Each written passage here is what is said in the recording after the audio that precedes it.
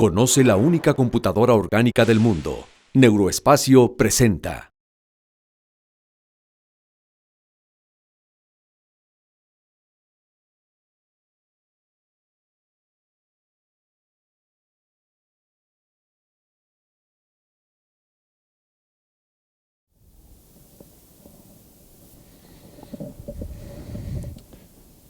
Muy buenos días, sean ustedes bienvenidos a este Neurotalk del mes de mayo del 2015.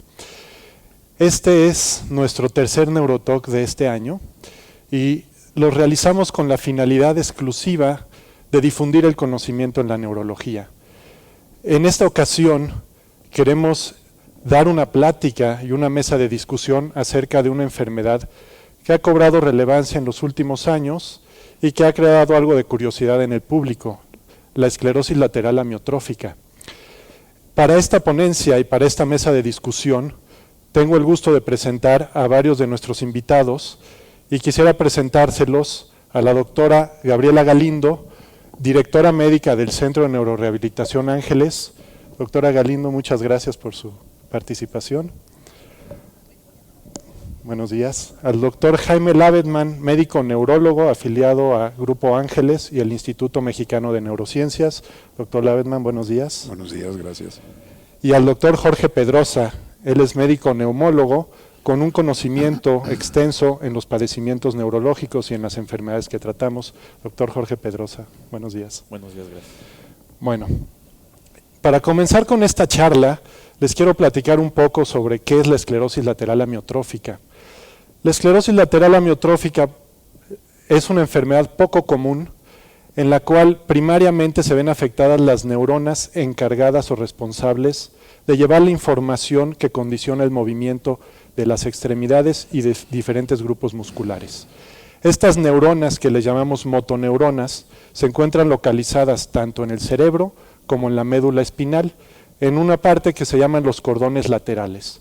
Y es por eso que su nombre lleva estos conceptos. Esclerosis lateral quiere decir cicatrización en las porciones laterales, y amiotrófica habla del reflejo de lo que condiciona esta enfermedad. Esto es, el no haber una conducción adecuada de los impulsos nerviosos que nos facilita el movimiento, los grupos musculares empiezan a sufrir atrofia, pérdida de fuerza, pérdida de volumen y finalmente conlleva a una debilidad generalizada de estos grupos musculares. Para hablar un poquito de las causas estadísticas de esta enfermedad y a qué grupos poblacionales afecta, quiero darle la palabra al doctor Jaime Lavedman, especialista en neurología. Doctor Lavedman, por favor. Gracias, muy amable. Buenos días. La esclerosis lateral amiotrófica se conoce probablemente desde el siglo XIX. Afortunadamente es una enfermedad poco frecuente. Estadísticamente a nivel mundial se calcula entre 3 a 4 pacientes por cada 100,000 habitantes. En México también la estadística va muy acorde con esto. La esclerosis lateral amiotrófica, o ELA como se le conoce en la actualidad, adquirió preponderancia o adquirió un poco más de interés a nivel nacional, sobre todo primero en Estados Unidos, cuando un famoso beisbolista, a quien apodaban el caballo de hierro, primera base de los Yankees de Nueva York en los años 30, padeció esta enfermedad que terminó con su carrera, y desde entonces se le conoce en Estados Unidos también como la enfermedad de Lou Gehrig. Y recientemente, como todos sabemos, un famoso físico teórico, profesor de Cambridge, que es Stephen Hawking, la ha venido padeciendo y además se ha convertido, afortunadamente, en un sobreviviente a largo plazo de la misma, lo cual no es lo común, sino es la excepción. Sí. Muchas gracias, doctor Lavedman. Diagnosticar a un paciente con esclerosis lateral amiotrófica implica pues dar cierto pronóstico y cierta esperanza.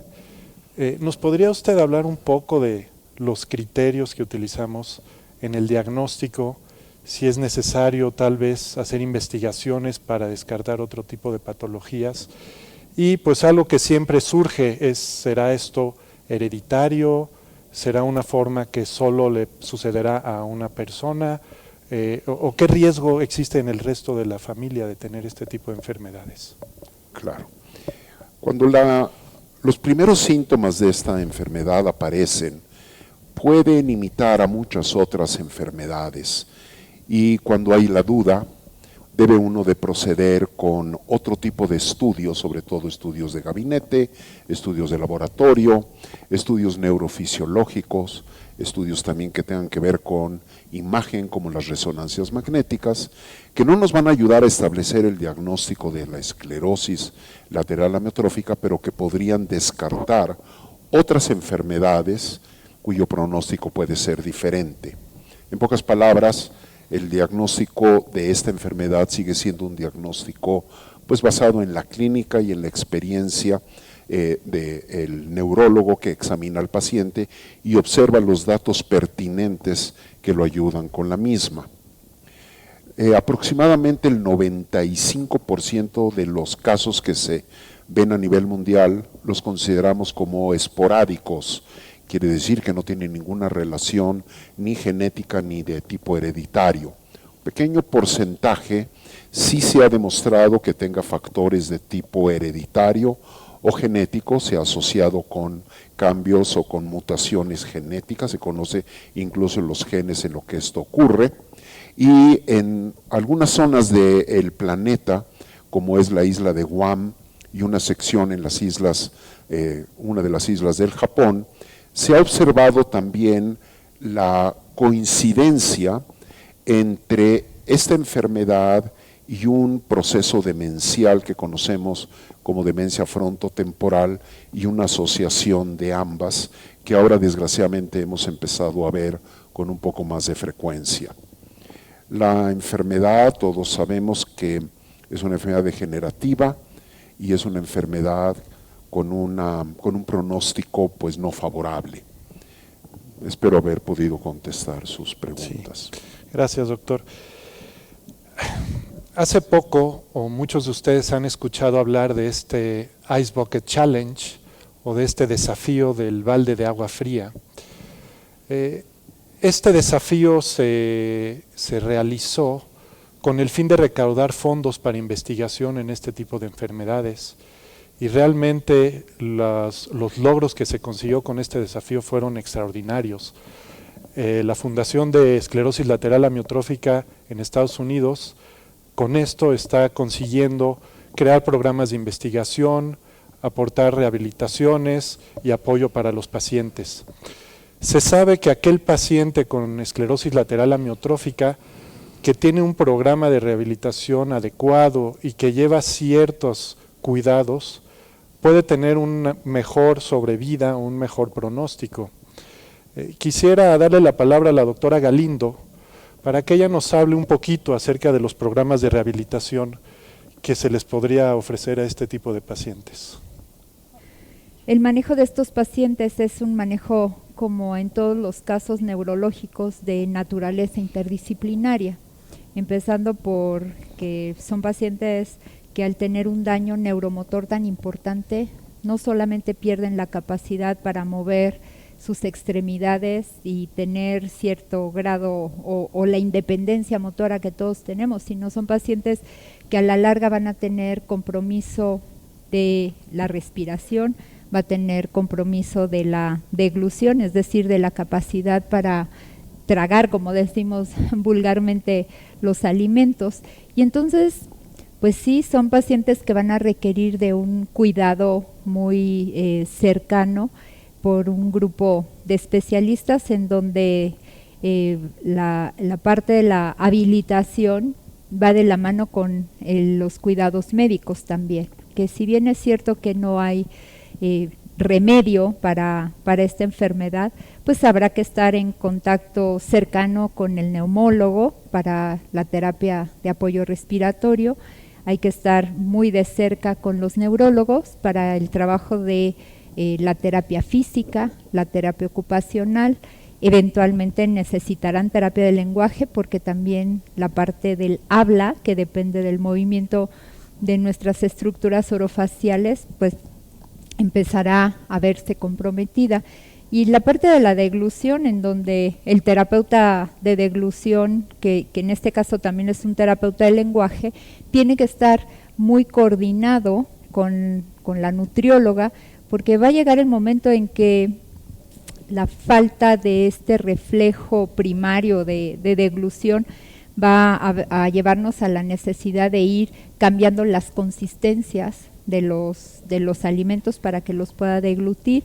Y bueno, podemos llegar hasta el punto en que el paciente no pueda alimentarse por la vía oral y sea necesario instalarle una gastrostomía, es decir, una sonda que va directamente al estómago para poderlo alimentar.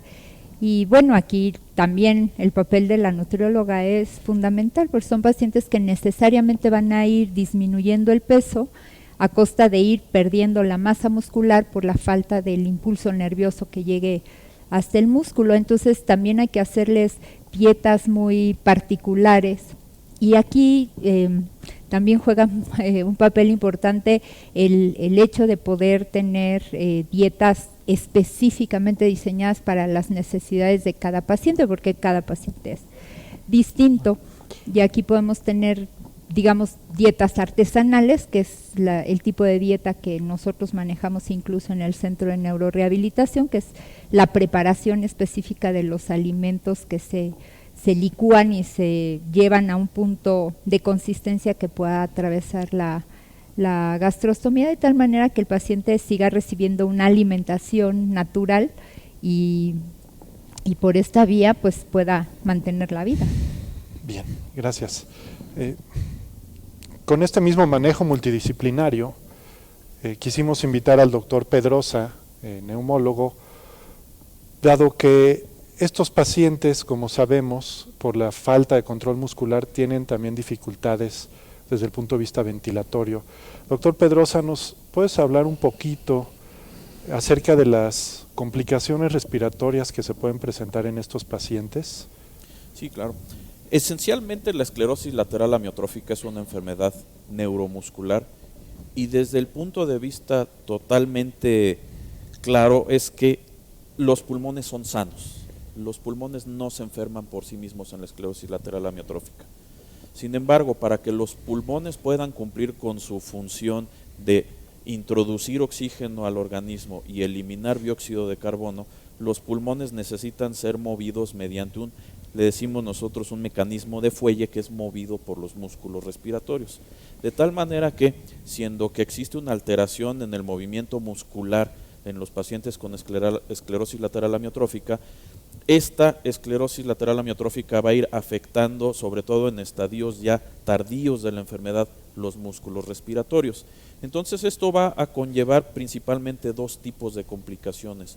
Uno, que va a ser el poco movimiento de este fuelle y por lo tanto eso va a hacer que los pulmones disminuyan su capacidad de remoción de dióxido de carbono y de introducción de oxígeno, y por otro lado va a disminuir la capacidad pulmonar para eliminar secreciones, ¿sí? De manera normal los pulmones producen secreciones, producen moco, y estas son normalmente evacuadas por los mecanismos normales, específicamente por la tos, y entonces una alteración en el movimiento respiratorio va a condicionar una alteración en el mecanismo de tos, por lo tanto va a haber poca remoción de secreciones y esto eventualmente es lo que lleva a las complicaciones respiratorias, que desgraciadamente es lo que habitualmente complica a los pacientes con esclerosis lateral amiotrófica, específicamente infecciones, neumonías.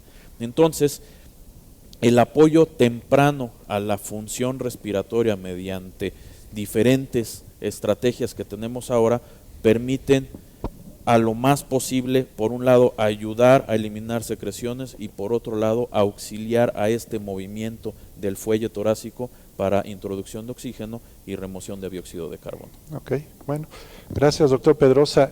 Vamos a pasar a un breve video informativo para ahorita empezar a hablar un poco de qué mecanismos y de qué forma podemos ayudarle a los pacientes, tratamientos y ciertos programas de rehabilitación.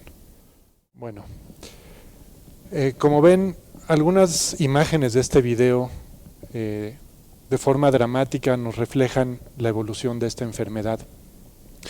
Hay dos cosas muy importantes de las que queremos platicar. Uno es el apoyo que pueden recibir los pacientes desde el aspecto familiar. En el primer video, para ustedes, los que no entienden inglés, los que sí tal vez pudieron escuchar, realmente era la nominación de Stephen Hawking a sus hijos para este desafío del Ice Bucket Challenge, y lo que él comenta al final es con el fin de erradicar esta terrible enfermedad. La verdad es que nosotros como neurólogos nos enfrentamos a enfermedades difíciles y la esclerosis lateral amiotrófica es una de ellas. Quisiera platicar con el doctor Lavedman acerca de qué opciones terapéuticas le podemos nosotros ofrecer a nuestros pacientes y qué piensa usted acerca del apoyo familiar que existe alrededor de estos pacientes. Gracias. Desgraciadamente sabemos que no tenemos un medicamento o alguna cura que podamos ofrecer para este tipo de pacientes. Ya desde hace algunos años apareció en el mercado un medicamento el cual tiene un cierto efecto de parar la evolución de la enfermedad, pero desgraciadamente por un periodo de tiempo no mayor a 6 meses. Y obviamente se usa cotidianamente en este tipo de enfermedad.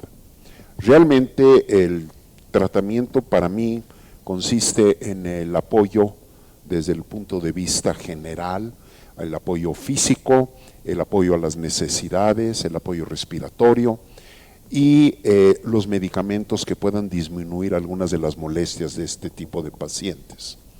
Debemos de entender que, para fortuna, la parte cognitiva, la parte de inteligencia, la parte mental con la cual nos comunicamos con el mundo, no se ve afectada la parte del habla, pero son capaces aún así de pensar y actuar y enterarse de todo lo que ocurre. El apoyo familiar es esencial. Es esencial porque el paciente que se siente encerrado dentro de como si fuera una mortaja de tipo cemento y no se puede mover, requiere del cariño y de la comunicación con sus familiares. Y también ellos lo requieren porque esto establece esa comunión de paciente con la familia, de paciente con el médico, que es tan importante para el cuidado general de los pacientes.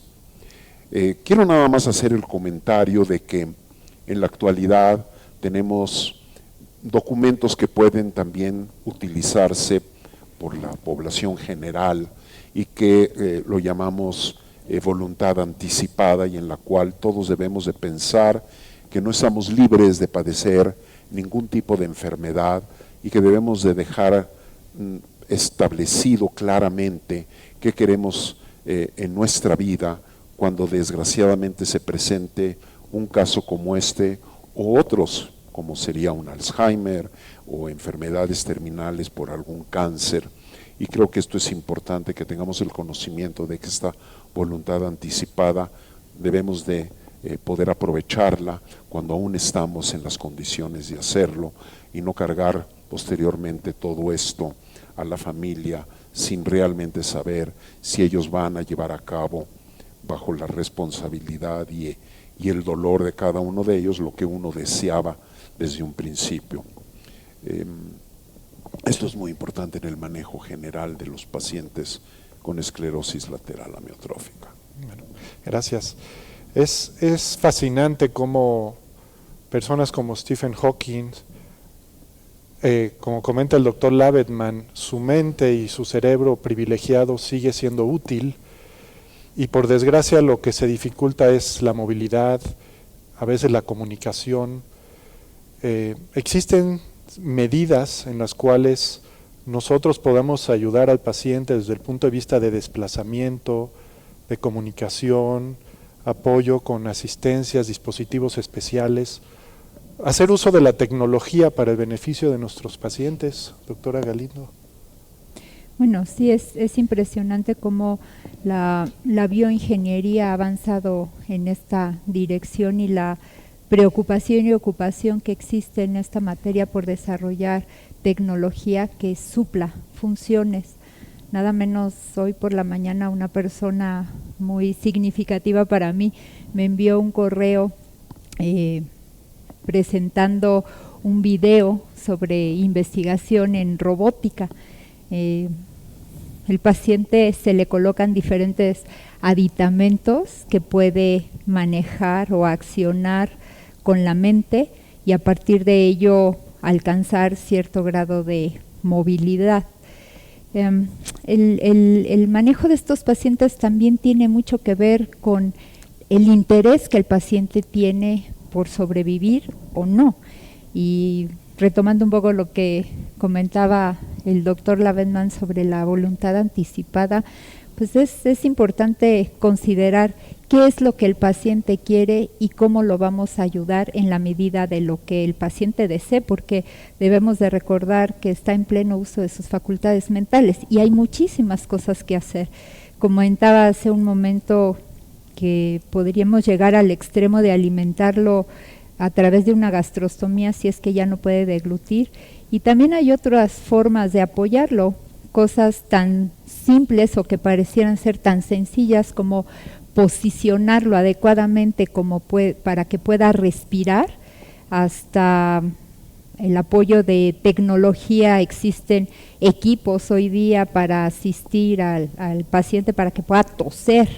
Entonces, habría que ver también en términos de terapia física, el mantener su calidad de vida, porque la falta de movilidad genera contracturas y cada paciente pues en lo particular va a necesitar de un manejo específico.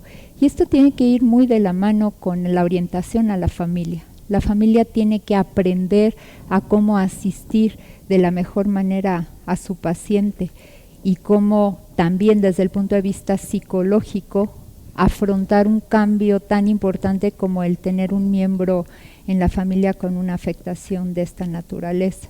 Entonces, yo creo que aquí el deseo y la voluntad, también el estado anímico de la familia, tiene que ir de la mano con todo el desarrollo tecnológico y con el desarrollo de todas estas estrategias que los terapeutas aplican para hacer un equipo que entre en sinergia y se oriente hacia mantener la mejor calidad de vida posible para cada uno de nuestros pacientes.